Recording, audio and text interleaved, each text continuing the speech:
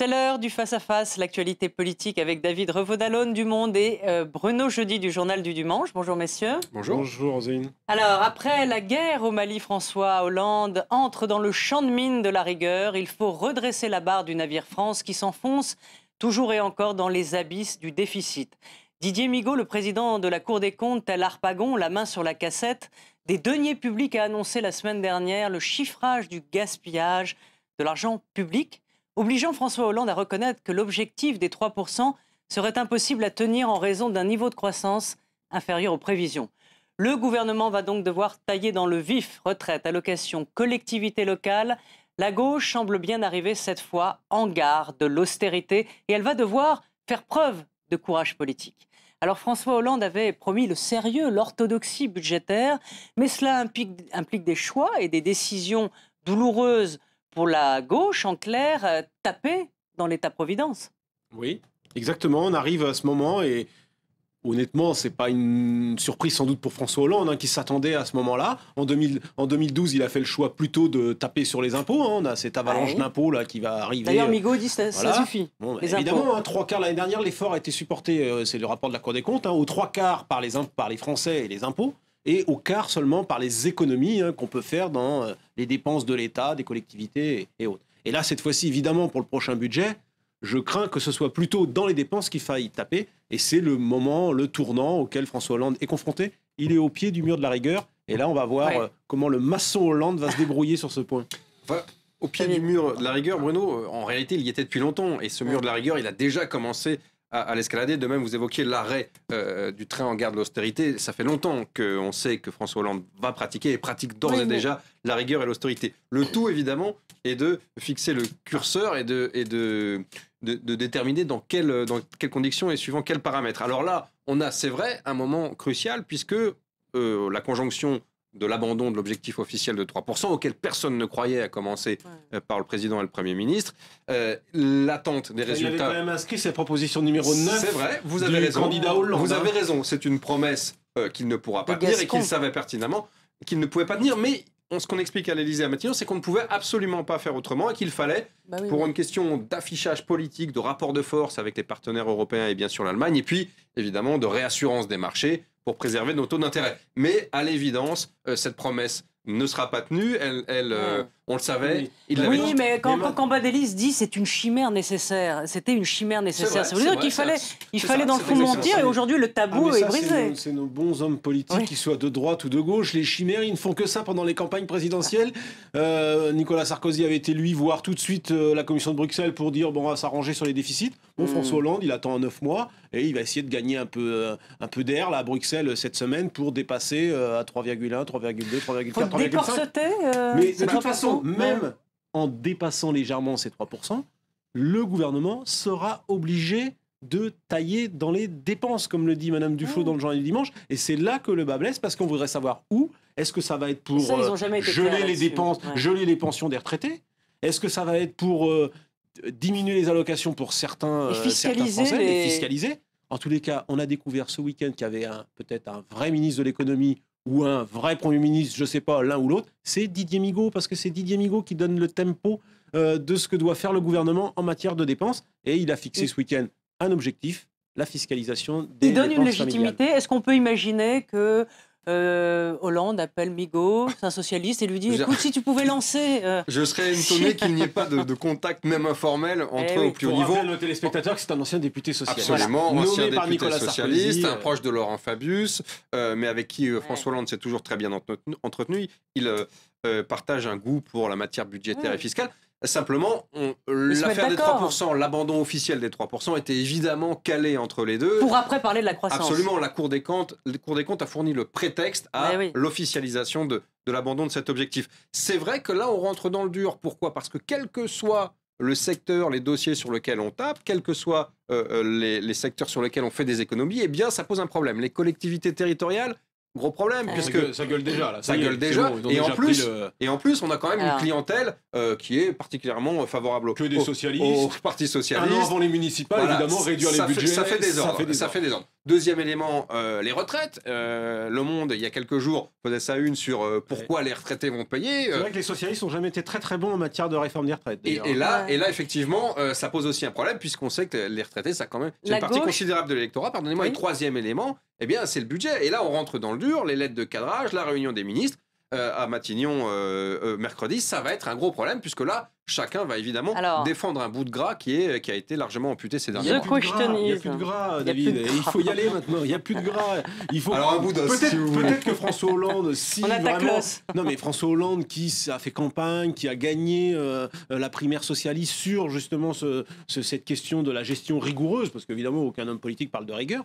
Eh ben c'est là qu'il doit se dépasser et qu'il doit peut-être justement, messieurs, prendre son rendez-vous avec l'histoire. Ce qui est, voilà, donc volontarisme, courage et surtout remettre en cause les schémas de la gauche, en quelque sorte muter sur. Alors, je suis un peu plus. Quand je disais tout à l'heure taper dans l'État-providence, c'est il va devoir faire des choix cruciaux qui ne vont pas plaire à l'aile gauche. À Mélenchon, l'aile gauche, elle est déjà vent debout. L'aile gauche du PS vent debout depuis 9 mois, quelle que soit l'annonce économique et sociale faite par le gouvernement. On a une levée de bouclier. Ne parlons pas des Verts et de Mélenchon.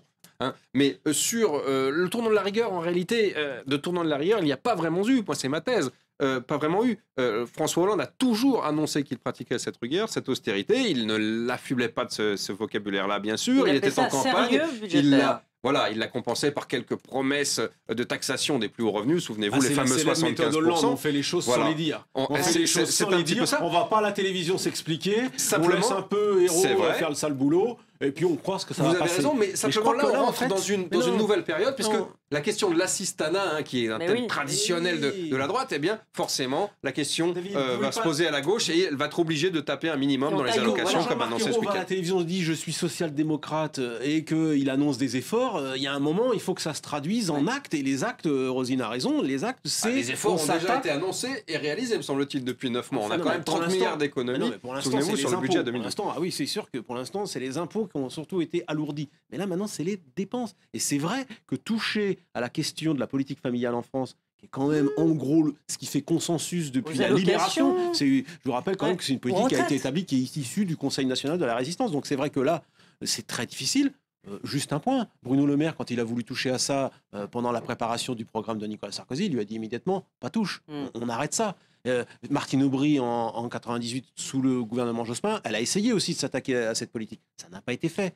Oui, mais là, le gouvernement n'a plus le choix. Il est obligé de taper dans des secteurs très sensibles. On le voit, retraite, collectivité territoriale. C'est le test du courage. Et là, pour le coup, cette question des allocations. Les retraites, évidemment, souvenez-vous, nous avons, avec Le Monde, sorti quelques informations là-dessus qui ont évidemment exaspéré le gouvernement, mais il y a des choses qui se préparent. Et pourquoi c'est sensible? Parce qu'il s'agit là de secteurs électoraux très importants, les retraités, les fonctionnaires, les élus locaux et leurs collaborateurs et réseaux. Et donc là, ça va poser un gros problème politique. La petite phrase intéressante de Didier Migaud, quand même, c'est « Personne ne doit être à l'écart des efforts ».